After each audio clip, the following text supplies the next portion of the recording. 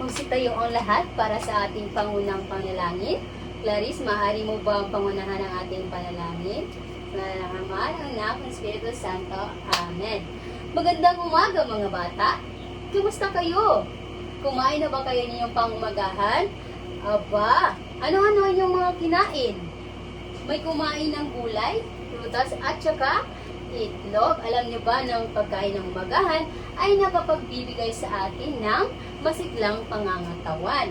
At tandaan na kaugaliin kumain ng prutas at gulay upang ang ating katawan ay maging masustansya. At ngayon, at dahil nakikita ko kayo na kayo ay masigla, may enerhiya tayong gagawin. Ang kailangan nilang gawin ay sundan si teacher.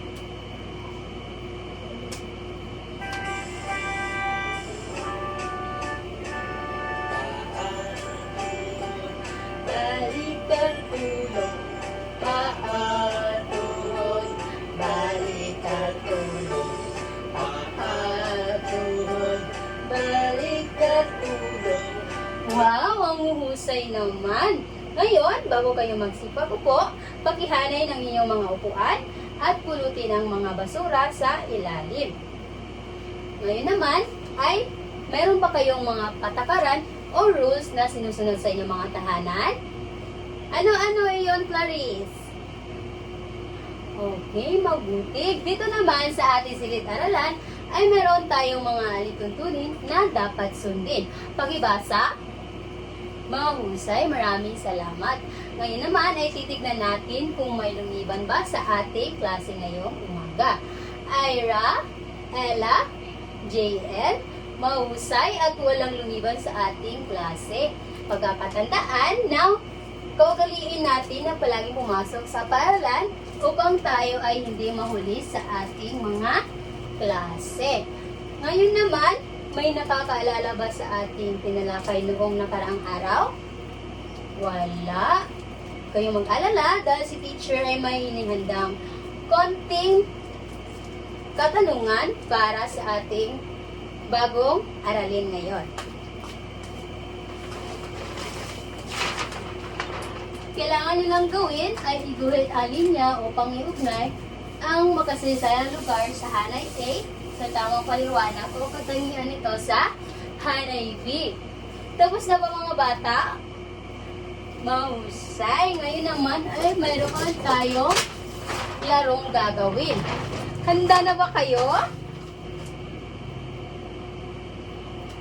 Ang ating laro ay tatawagin nating apat na larawan o sa Ingles ay 4 pics and 1 word. Ang unang larawan, ano ang nakikita ninyo? Ito ay isa harana, mahusay Clarice. Ito ba ay ginagawa pa rin sa kasalukuyan?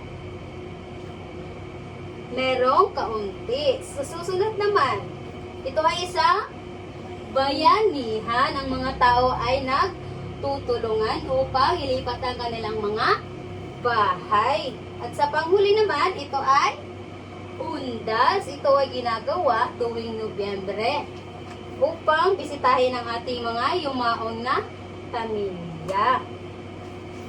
Ngayon ay papangkitin ko kayo sa apat na grupo. At may apat ako ditong sobre na kailangan ninyong buuin at may laman itong mga pira-pirasong larawan.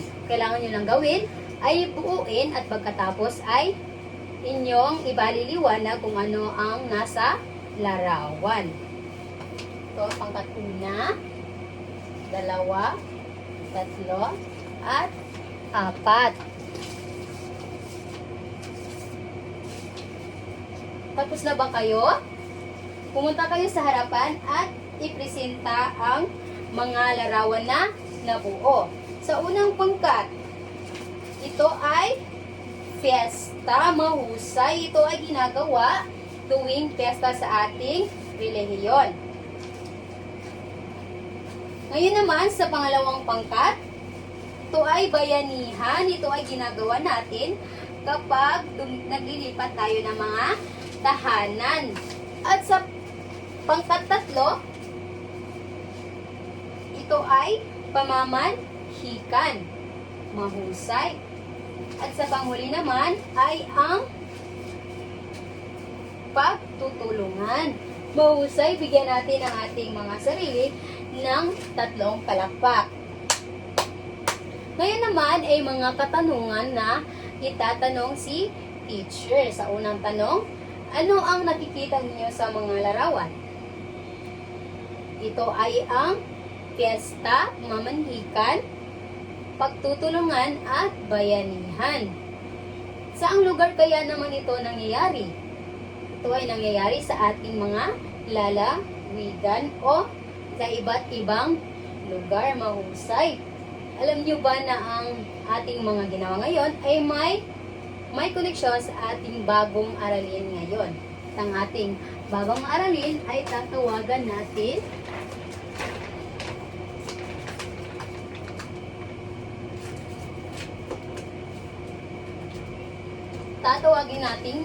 kaugalian, paniniwala at tradisyon ng iba't ibang lalawigan sa rehiyon. Ngunit bago iyan, ay mayroon tayong layunin na dapat nating makamit sa pagtatapos ng ating klase.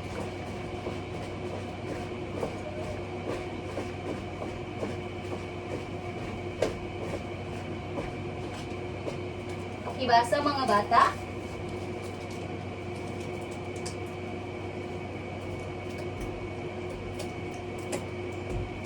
Mahusay, inaasahan ko ba na ito ay ating makamit sa pagtatapos ng ating klase? Magaling! Ngayon naman ay pakibasa ng ating layunin na kailangan natin makamit sa pagtatapos ng ating klase. Mahusay! Ngayon naman ay tumako tayo sa ating diskusyon. Mga kaugalian, paniniwala at tradisyon ng iba't ibang lalawigan sa rehiyon. Ang kaugalian ay gawi o kasanayan ng isang pangkat ng lipunan ng karaniwang namamana ng bawat henerasyon at sa sumusunod na henerasyon. Ito ay mga halimbawa ng kaugalian sa ating lalawigan o rehiyon. Kauna ay ang pagmamano. Ito ay ginagawa natin hanggang sa ngayon dahil ito ay naipapasa natin sa ating mga susunod na henerasyon. Kayo ba ay nagmamano sa inyong mga magulang at mga lola? Mabuti naman dahil ang pagmamano ay ang pagbibigay ng paggalang sa nakakatanda. Sa pangalawa naman, ang paggamit ng po at opo. Gumagamit ba kayo ng mga magagalang na salita? Mabuti. Sa pangatlo naman, ang pagbubuklod-buklod ng pamilya. Kayo ba ay nakatira pa rin sa inyong mga pamilya? Mahusay dahil tayo ay mga bata pa na kailangan ng mga gabay ng ating magulang. Sa pang-apat na larawan, ang pagtanaw ng utang na loob. Kayo ba ay tumatanaw ng utang na loob? Mahusay. At sa panglima naman, ang pakikisama. Kayo ba ay nakikisama sa inyong mga kapwa kaklase? Mahusay, pagbutihin natin ang ganyang mga asal. Sunod ay ang paniniwala. Ang paniniwala ay nagmula sa sariling pagmamasid, pagbabasa at pakikinig sa paniniwala o turo ng ibang tao. Tinatawag din ito ang filosofiya ng buhay.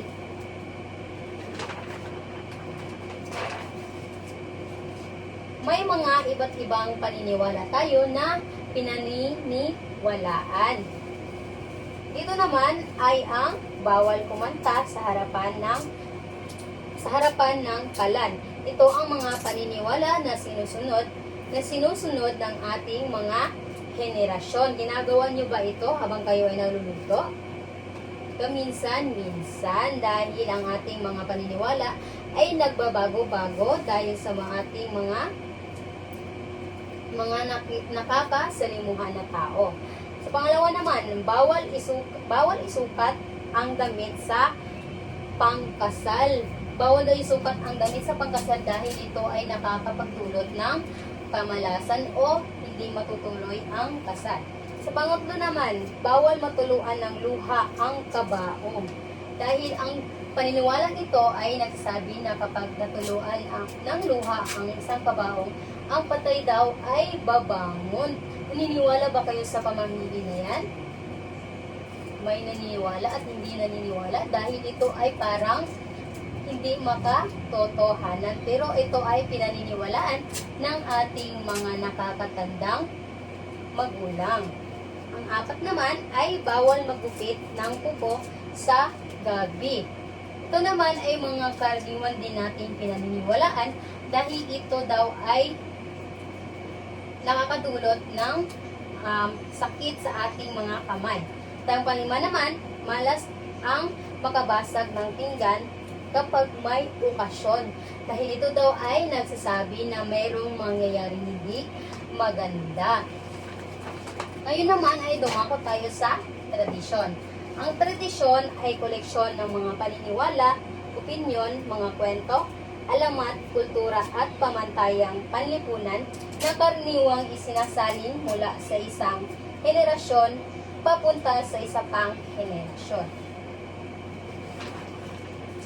Mga tradisyon sa ating lalawigan o rehiyon. Una ay ang pesta. Ang pesta ay isang malaking pagdiriwang sa bayan bilang pasasalamat. Kadalasan may mesa, parada, pagkain at sayawan. Sa napapansin niyo sa larawan, ito ay mayroong mga maraming tao at makukulay na mga disenyo ng mga damit. Ito ay ang pagpapakita ng pagdiriwang sa ating bayan o bilang pasasalamat sa ating mga ninyo or mga. Sunod naman ay mga tradisyon sa ating lalawigan o rehiyon. Ang pangalawa ay ang harana. Ito ay paraan ng panliligaw kung saan kumakanta ang lalaki sa harap ng bahay ng babae upang ipakita ang pag-ibig. Ito ay ginagawa noong unang panahon. Ito ay kanilang mga pamaraan upang ipakita na ang kanilang mga intensyon sa kanilang mga nobya ay mabuti. Ngayon naman, ito ba ay atin pa rin sinusunod or ginagawa? Merong iba dahil ito ay parang nakalimutan na ng ating mga henerasyon at hindi na masyadong ginagawa dahil ang iba ngayon ay madali na lamang mapa-oo. Ngayon naman ay ang pagmamanhikan. Ito ay ginagawa na pagbisita ng pamilya ng lalaki sa pamilya ng babae upang formal na humingi ng pahintulot na magkakasal. Meron akong mga kakilala na nagpapakasal at ginagawa pa rin naman ang itong mga tradisyon na nagpapakita na kung gaano kahalaga ang paghingi ng basbas sa kanilang mga pamilya. Ngayon naman ay ang sinakulo. Ang sinakulo ay isang dula o pagtatanghal tungkol sa buhay at paghihirap ni Jesus. Ginagawa ito tuwing mahal na araw. Nakikita nyo ba ito sa inyong mga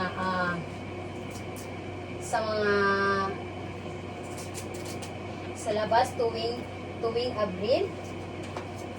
Mahusay. Ito ay pinapakita kung gaano naghirap ang ating Panginoon upang maalis ang ating mga kasalanan na siyang binabayaran ni Jesus upang malinis ang ating mga ginawang mali. Ngayon naman ay ang simbang gabi. Ang simbang gabi ay ginagawa natin tuwing Disyembre. Ito ay siyam na buwan na mesa tuwing madaling araw bago ang Pasko bilang paghahanda sa kapanganakan ni Jesus. Ito ba ay ating ginagawa ngayon? Opo, dahil tayo ay nagpapasalamat sa ating Jesus sa pamamagitan ng pagsimba. At ang huli naman ay ang Ramadan. Ito ay karaniwang ginagawa ng mga pamilya nating Muslim. Ito ay banal na buwan para sa mga Muslim kung saan nag-aayuno sila, hindi kumakain o umiinom ng tubig sa araw bilang pananampalataya ng disiplina. Ito ang ginagawa ng ating mga kapamilya Muslim dahil naniniwala sila na dito sa pagpa-fasting ay nalilinis ang kanilang mga kasalanan at nababayaran ito. May katanungan ba kayo? Mga clarification, mga bata? Mahusay, wala na. Ngayon naman ay meron tayong aktibidad na kailangan nating gawin.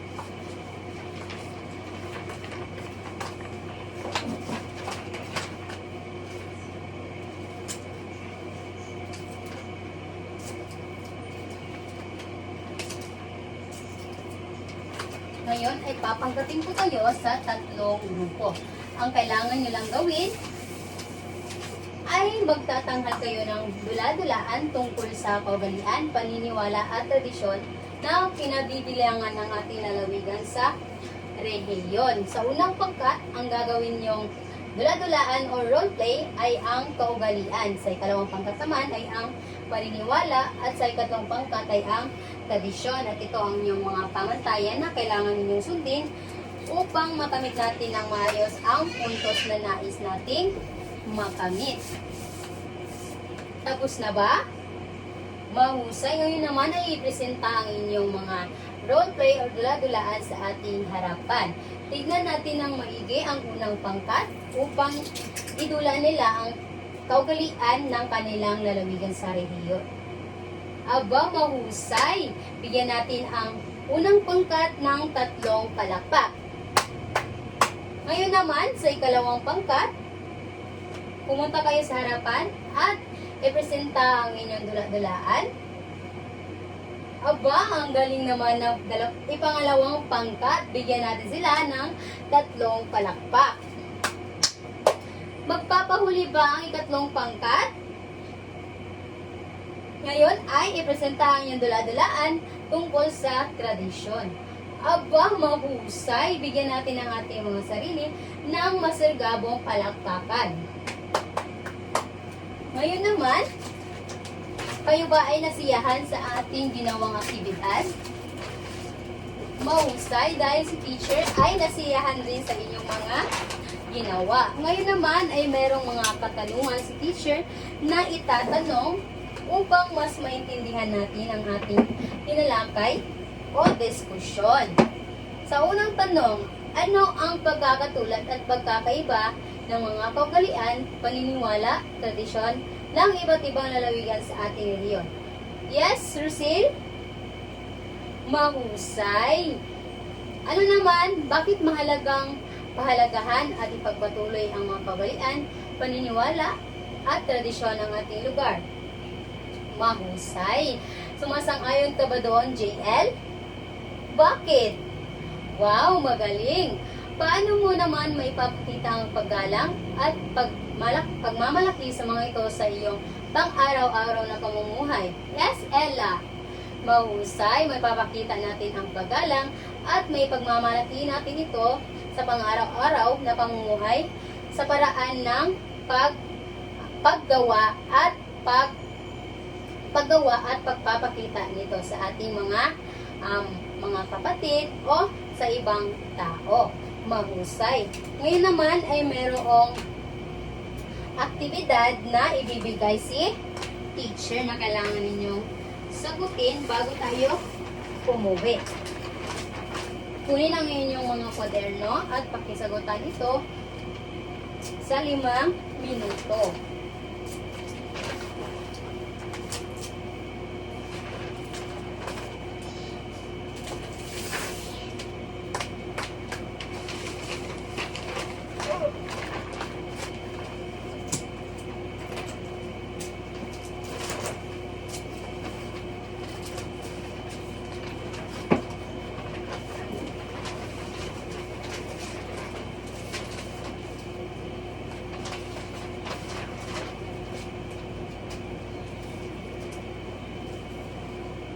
Bibigyan ko lamang kayo ng 5 minuto upang sagutin ang inyong mga katanungan. Tapos na ba mga bata? Mahusay.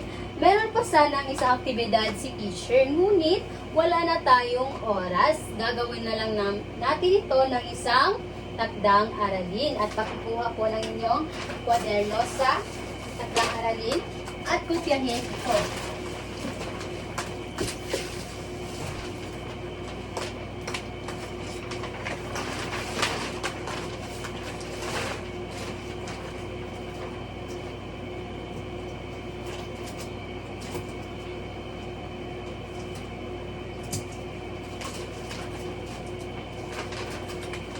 Sa inyong mga tahanan, nais ko na kayo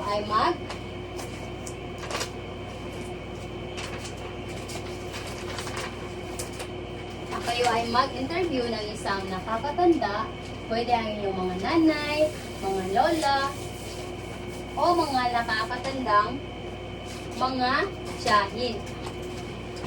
Magtatanong kayo tungkol sa isang kaugalian, paniniwala, o tradisyon na kanilang sinusunod noon at ipaliwanag ito pa rin ba ay ginagawa sa kasalukuyan. Isulat ang inyong mga sagot sa inyong mga kwaderno. At ito ang inyong pamantayan na dapat ninyong sundin. Kopyahin nyo ito sa 5 minuto. Tapos na ba? Mahusay. Ngayon naman ay magsipagtayuan ang lahat. At bago yan, ay tignan muna natin ang ating layunin kung ito ba ay ating nakamit. Natukoy ba natin at naihambing ang mga kaugalian, paniniwala at tradisyon? Mahusay. Nakapagtanghal ba tayo ng isang payak na dula-dulaan? Mahusay. Ngayon naman ay nakapagbabahagi ng kanilang damdamin. Mahusay. Ngayon naman ay magsipagtayuan na tayo lahat para sa ating pangwakas na panalangin. Lucille, maaari mo bang pangunahan natin pangwakas na panalangin? Sa naman ng Anak ng Espiritu Santo. Amen. Paalam at maraming salamat mga bata.